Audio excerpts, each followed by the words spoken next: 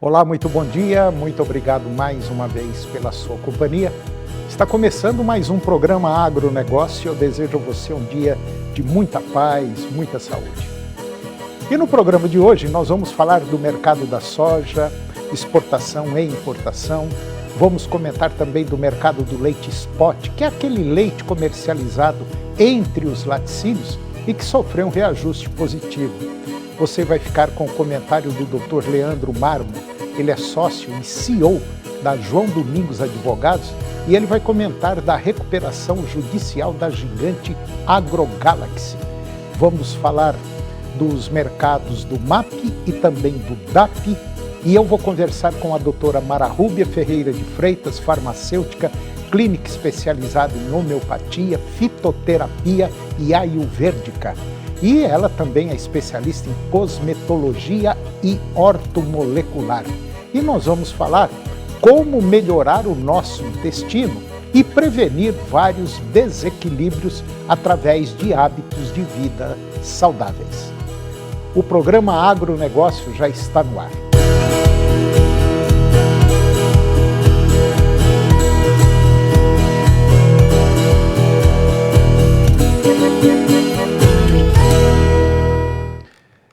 Eu começo o programa de hoje falando do mercado da soja, exportação e importação. O ano passado, o Brasil exportou cerca de 87 milhões de toneladas de soja e importou apenas 100 mil toneladas. Agora, se aproxima de um acumulado de aproximadamente 88,6 milhões de toneladas, com a expectativa de alcançar as cerca de 90 milhões até o final do mês. Até o momento, as exportações superaram 87,3 milhões de toneladas, enquanto as importações passaram de 100 mil para mais de 800 mil toneladas e pode atingir até 1 milhão de toneladas até o final desse ano. A importação da soja se mostra essencial, pois o país enfrenta uma escassez do produto para atender à demanda interna e também às necessidades de exportação. A previsão é que até o final de setembro o Brasil alcance um recorde de importação. Os preços da soja continuam em baixa, tanto em Chicago quanto no Brasil, devido à oferta internacional, especialmente da América do Sul, e à expectativa de uma safra abundante lá nos Estados Unidos. O Brasil registrou um crescimento nas importações e exportações de soja de janeiro a setembro deste ano, mesmo com uma queda na produção. E agora você vai ver que o mercado do leite spot é aquele leite que é comercializado entre os laticínios. Ele sofreu um reajuste positivo. Segundo dados do Milk Point Mercado, na segunda quinzena de setembro, o leite spot ele apresentou uma valorização se estabelecendo em R$ 3,26 por litro, um aumento de 11 centavos frente aos valores da quinzena anterior, que havia se estabelecido em R$ 3,15 na média Brasil. Na segunda quinzena de setembro, as negociações do leite spot elas seguiram em tendência de alta, com novos avanços nos preços médios dos estados acompanhados, com exceção de São Paulo, que registrou um pequeno recuo na sua média, mas com um volume de compras praticamente estável em relação à quinzena anterior. O leite spot ele seguiu sendo mais buscado no início da quinzena, diante de um mercado ainda positivo para as vendas dos principais derivados lácteos ao longo deste mês de setembro. E agora você vai ficar com o comentário do Dr. Leandro Marmo. O Dr. Leandro ele é sócio e CEO da João Domingos Advogados, que vai comentar da recuperação judicial da gigante AgroGalaxy. Confira.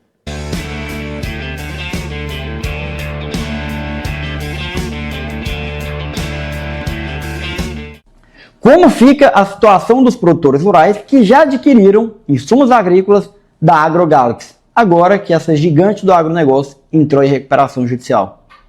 Todos sabemos que estamos passando por uma situação extremamente desafiadora diante da maior crise financeira da história do agronegócio brasileiro. Agora, o que mais nos preocupa não são as grandes instituições financeiras, fundos de investimento que têm dinheiro para receber da AgroGalaxy.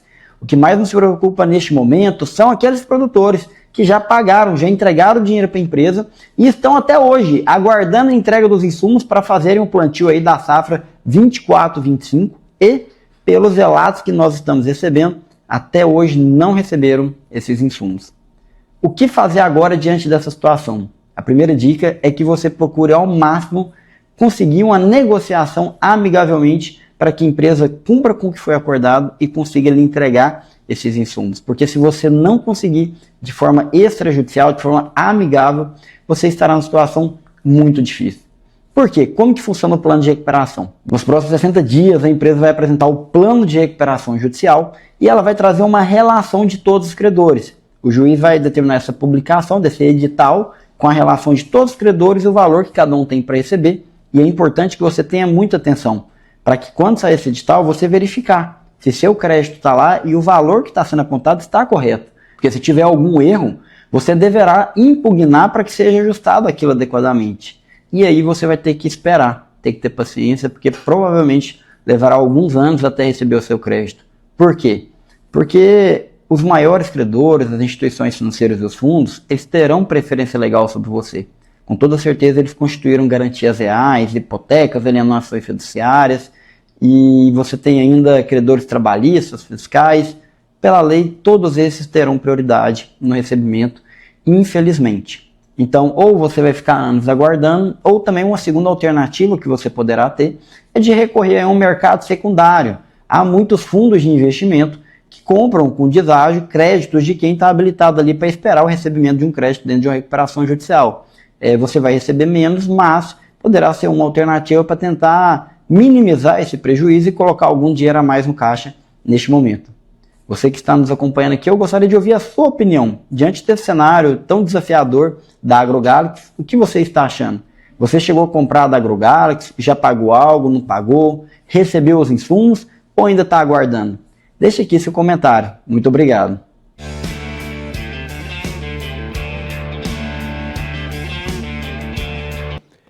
E agora vamos comentar do mercado internacional do leite. Acompanhar as tendências do mercado internacional de lácteos tem se tornado cada vez mais importante para as empresas do setor aqui no Brasil. Com as importações desempenhando um papel, vamos dizer assim, relevante na oferta interna, monitorar as movimentações do mercado internacional é muito essencial para entender como o fluxo de produtos importados pode se comportar no mercado brasileiro e qual tende a ser a sua influência nos preços praticados no mercado interno. Recentemente, o Rabobank, ele divulgou o seu relatório trimestral sobre o mercado mundial de lácteos, discutindo os principais pontos e expectativas em relação à oferta, demanda e preços ao redor do mundo. E dentro desse texto, a gente vai avaliar os principais insights compartilhados pelo Rabobank e como esses cenários projetados, eles podem impactar o mercado brasileiro. A oferta nos principais países exportadores praticamente andou de lado nos últimos 5 anos. Em 2023, os baixos patamares de preços dos lácteos no mercado internacional pressionaram as receitas dos produtores nas principais regiões exportadoras, como a Nova Zelândia, Austrália, Estados Unidos, União Europeia, Argentina e também o Uruguai. Aliado a isso, com os custos ainda elevados, as margens desses produtores diminuíram, o que desestimulou a produção. No entanto, neste ano, 2024, existem sinais de recuperação dessas margens com a alta nos preços do leite e a redução dos custos. E com isso, a produção que vinha estagnada nos últimos semestres tende a iniciar uma recuperação. E neste segundo semestre, com previsão de crescimento modesto até 2025, conforme a visão do Rabobank. E depois do intervalo, nós vamos falar dos mercados do MAP e também do DAP. E eu vou conversar com a doutora Mara Rúbia Ferreira de Freitas. Ela é farmacêutica clínica, especializada em homeopatia, fitoterapia e ayurvédica. E ela também é especialista em cosmetologia e ortomolecular. E nós vamos falar em como melhorar o nosso intestino e prevenir vários desequilíbrios através de hábitos de vida saudáveis. Nós voltamos já, é um minutinho só.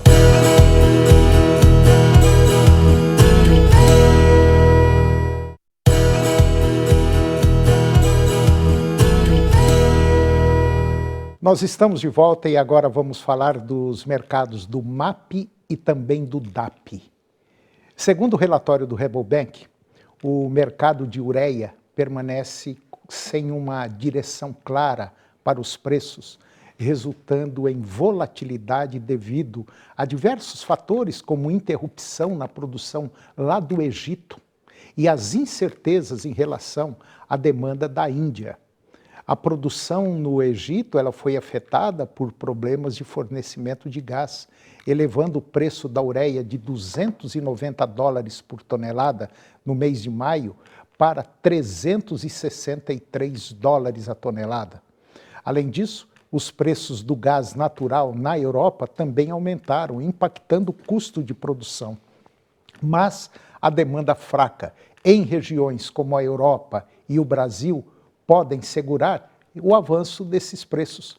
No Brasil, os produtores, após garantir os fertilizantes para a safra de soja, ainda precisam definir as suas estratégias para o milho safrinha. No setor de fosfato, os preços devem continuar elevados, pressionados pela oferta reduzida. A China, um dos principais exportadores, cortou as suas exportações desde 2023 para atender à demanda interna, enquanto os Estados Unidos e o Marrocos ajustam as suas estratégias no mercado, com o Marrocos aumentando a exportação de MAP mais o DAP, que é o fosfato monoamônico mais o fosfato diamônico.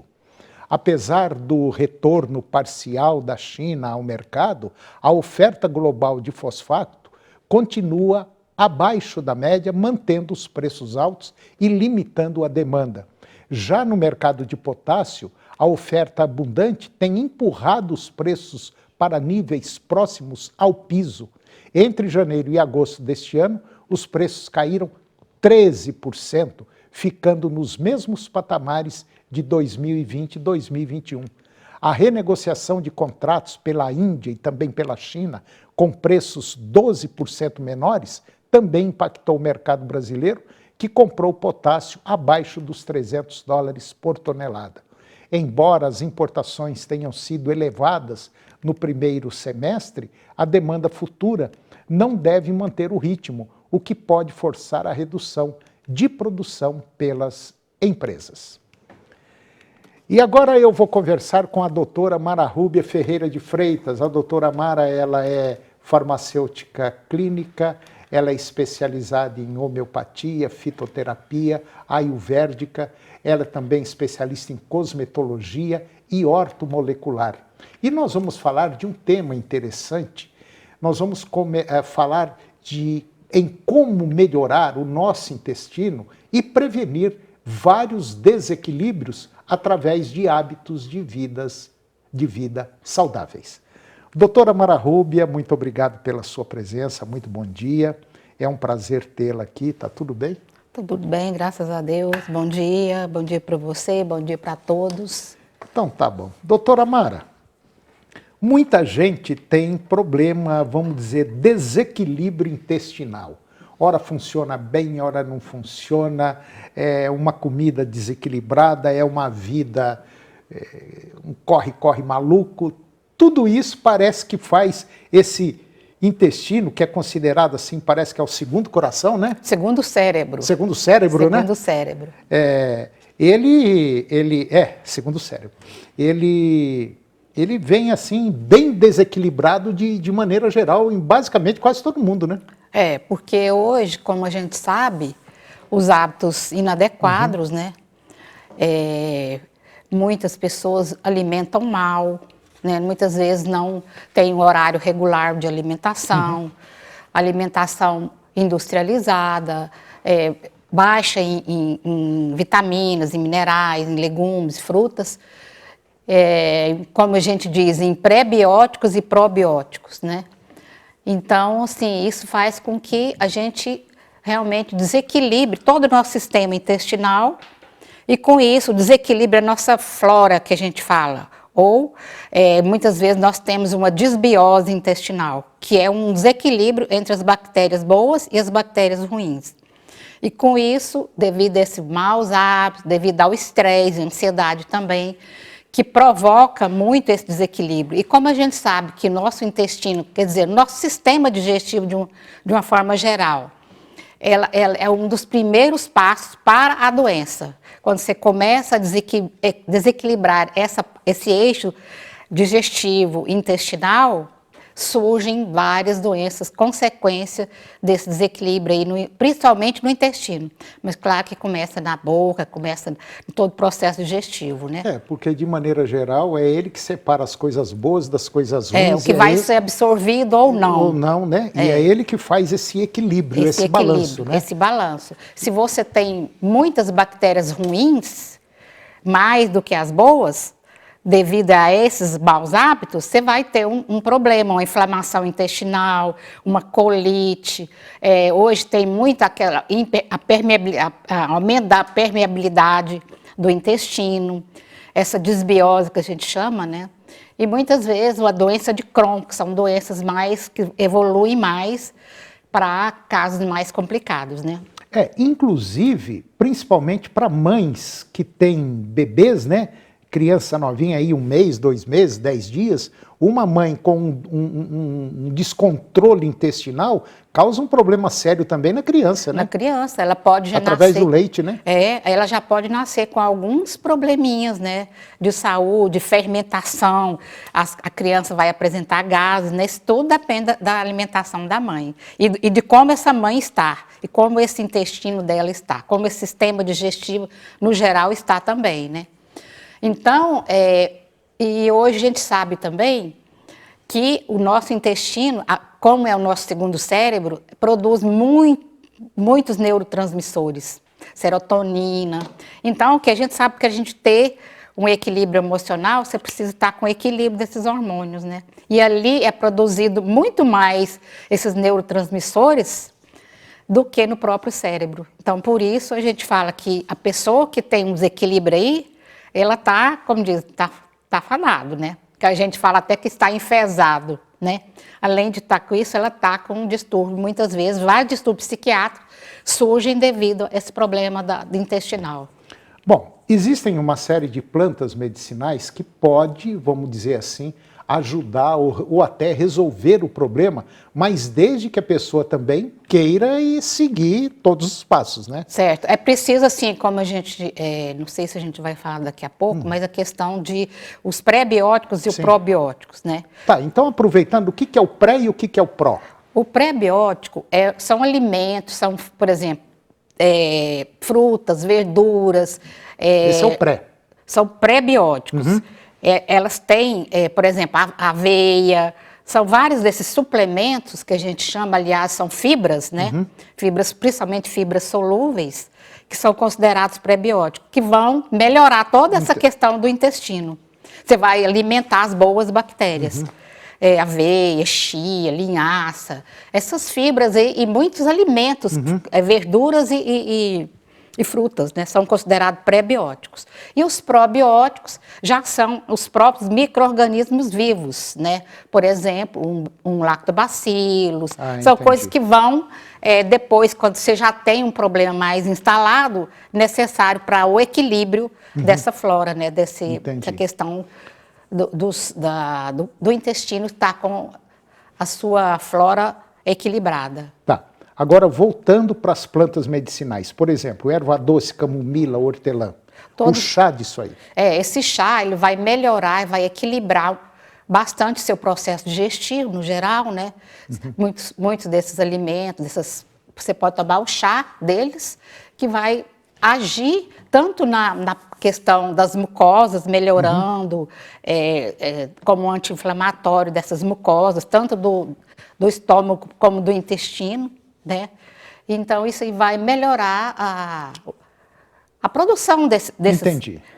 Inclusive, tem também o dente de leão, a carqueja, o ruibarbo, né? Sim, todos são, assim, por exemplo, o dente de leão é uma planta muito potente para a parte digestiva. O ruibarbo também, por exemplo, melhora a questão do funcionamento intestinal. Porque se você ficar com o intestino preso, significa que você já tem um desequilíbrio e essas plantas elas vão ajudar a melhorar essa questão do intestino, porque você não pode ficar com o intestino preso. É verdade. Você tem que, como diz, no Ayurveda a gente fala que o intestino tem que funcionar mais de uma vez por dia.